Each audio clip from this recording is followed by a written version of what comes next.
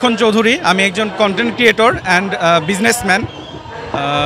ব্যবসার পাশাপাশি content creation করি, এটা হচ্ছে আমার পরিচয়। কোনো কোশ্চেন? তো 29শে অক্টোবর আনুমানিক 11:30টার দিকে টিকটকার প্রিন্স মামুন আদালত প্রাঙ্গণে দাঁড়িয়ে আমার উপর হামলা চালিয়েছে। হামলা বলতে আমাকে ছুরি দিয়ে আঘাত করা হয়েছে, আপনারা দেখতেই পাচ্ছেন। অ্যান্ড আমি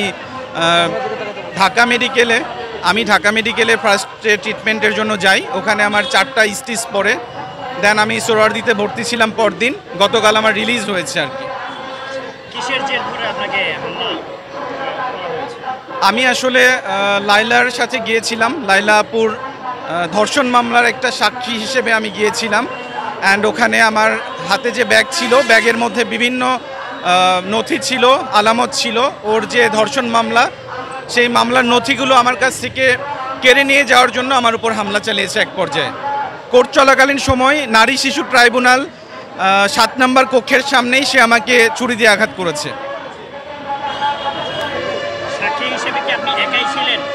আমি সাক্ষী হিসেবে ছিলাম না, লাইলা আপুই সাক্ষী হিসেবে ছিল। বাট তার যে নথি এবং আলামত, এই ব্যাগগুলো আমার উপর ছিল। ব্যক্তিগত জীবনে সে আমার খুব ভালো একটা বন্ধু ছিল। তো বন্ধুত্ব থেকে এখন আমি তাকে এখনও বন্ধুই ভাবি। বাট সে হঠাৎ আমার উপর এভাবে আক্রমণ চালিয়েছে আনএক্সপেক্টেডভাবে। আমি এটার সুষ্ঠু বিচার চাই। অ্যান্ড আমি ঘটনার দিনে কোতোয়ালি থানায় গিয়েছিলাম। কোতোয়ালি থানায় আমি একটা মামলাও দায়ের করেছি। এখন পর্যন্ত সে অ্যারেস্ট হয় নাই। আমার কথা হচ্ছে যে আদালত চলাকালীন সময়ে আদালতের বারান্দায় দাঁড়িয়ে একজন টিকটকারের কত বড় সাহস হইলে সাধারণ একজন মানুষকে সে এভাবে সুইচ গিয়ার দিয়ে আঘাত করতে পারে। এটা আমি জনগণের কাছে বলতে চাই, বা যারা গণমাধ্যম আছেন তাদের কাছে বলতে চাই যে আমাদের দেশে যদি এরকম নিরাপত্তাহীনতায় ভোগে, বা এখানে অনেক প্রশাসনের লোক ছিল, অনেক আইনজীবী ছিল, সাধারণ জনগণ ছিল, সবার সামনে একটা মানুষকে ছুরি দিয়ে আঘাত করতে পারে, সে নিশ্চয়ই কোনো সাধারণ মানুষ না। সে কোনো কিশোর গ্যাংয়ের লিডার, বা সে কোনো দেশের বড় মাপের সন্ত্রাসী, বা সে কোনো মাফিয়া গ্রুপের সাথে জড়িত আছে। সো আমি এটার সুষ্ঠু বিচার চাই। বিচারের দাবিতে আজকে আমি প্রেস ক্লাবের সামনে দাঁড়িয়েছি। কারণ এভাবে কোর্টের বারান্দায় জজের সামনে চাকু মারার পরেও সে এখন পর্যন্ত অ্যারেস্ট হয় নাই। আমি এটা নিয়ে খুব হতাশ, আমি এটা নিয়ে খুব আপসেট, এবং আমি খুব শঙ্কিত যে আমাকে যে কোনো সময়, আমি এখানেও আতঙ্কে দাঁড়িয়ে আছি যে আমাকে এখানেও হামলা করতে পারে। যে কোর্টের বারান্দায় হামলা করতে পারে, সে আমাকে রাস্তাঘাটেও হামলা করতে পারে। জি, আমি কোতোয়ালি থানায় ঘটনার দিনেই আমি একটা মামলা দায়ের করেছি। বাট এখন পর্যন্ত তাকে অ্যারেস্ট করা হয় নাই। ওসি আমার সব কিছুই দেখেছে, উনি এটা গুরুত্ব সহকারে নিয়েছে। বাট এখনও অ্যারেস্ট হচ্ছে না। আজকে 5 দিন হয়ে যায় একজন মানুষকে কোর্টের বারান্দায় আঘাত করার পরেও তাকে অ্যারেস্ট করা হচ্ছে না।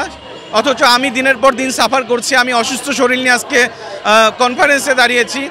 এটা কি আমাদের দেশের বিচার হতে পারে? বা একজন টিকটকার এভাবে আঘাত করতে পারে? আমিও তো একজন মানুষ, আমার ফিজিক্যাল কন্ডিশন আপনারা দেখতে পাচ্ছেন। আমি ওকে ধরলে হয়তো ও ওখান থেকে নড়তে পারতো না। সেই জায়গায় আমি কোর্টকে সম্মান দেখিয়েছি, আদালতকে সম্মান দেখিয়েছি। সে তো আদালত অবমাননা করে আমাকে প্রশাসনের সামনে ছুরি দিয়ে আঘাত করেছে। এটা কি অন্যায় না?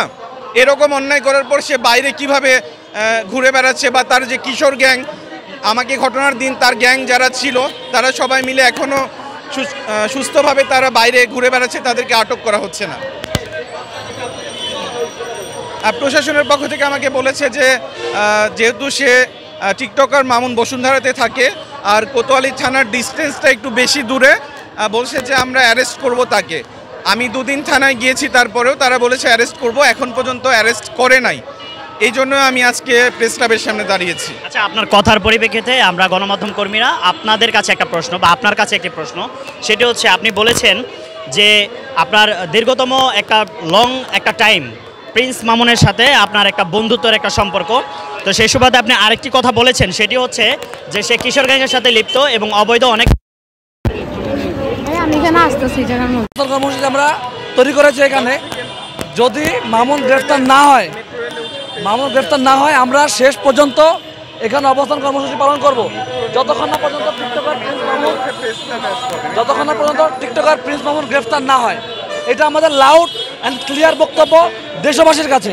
এবং দেশবাসীর কাছে আমি দাবি করবো এটাই, আপনারা যা যা জায়গা থেকে স্বতঃস্ফূর্তভাবে এই আন্দোলনে অংশগ্রহণ করবেন এবং এই মুহূর্ত থেকে ঘোষণা দেওয়া হলো প্রিন্স মামুন আদালতে যদি পুলিশ অ্যারেস্ট না করে, তাকে যে মামলা করা হয়েছে যদি অ্যারেস্টেড না হয়, শেষ পর্যন্ত অ্যারেস্ট হওয়ার আগ মুহূর্ত পর্যন্ত এই জায়গায় অনশন কর্মসূচি ঘোষণা করা হলো।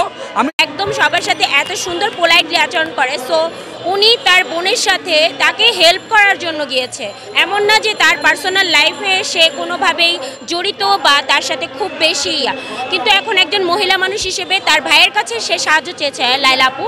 সো লাইলা আপুর সাথে সে গিয়েছে এবং এভাবে অতর্কিত হামলার শিকার হয়েছে। সো পরবর্তীতে কোনো নারীর সাথে যদি কোনো পুরুষ ভাই হিসেবে বা কোনো আত্মীয় হিসেবে গার্ডিয়ান হিসেবে যায় আর এইভাবে যদি অতর্কিত হামলার শিকার হয়, তাহলে সাধারণ মানুষ যদি কোনো ধর্ষিতা বা কোনো একটা মানে মামলার জন্য যেতে চায়, তখন তো তার আত্মীয় স্বজন এভাবেই ভয় পাবে বা পিছিয়ে যাবে, কখনো হেল্প চাইবে না। তখন বলবে যে এভাবে তোমার আত্মীয় স্বজন যদি আমাদেরকে ক্ষতিগ্রস্ত করে, তখন তো কোনো সাধারণ মানুষও তার আত্মীয় স্বজনের কাছ থেকে হেল্পটা পাবে না আর তাদের সাথে থাকবে না। তো আমি চাই যে মামুনের মতো ছেলে যদি এমন করতে পারে, তাহলে তো আরও বড় বড় মাপের মানুষও রেহাই পেয়ে যাবে। সো আমরা মামুনের সুষ্ঠু একটা বিচার চাই এবং আশা করব যে সবাই এটাকে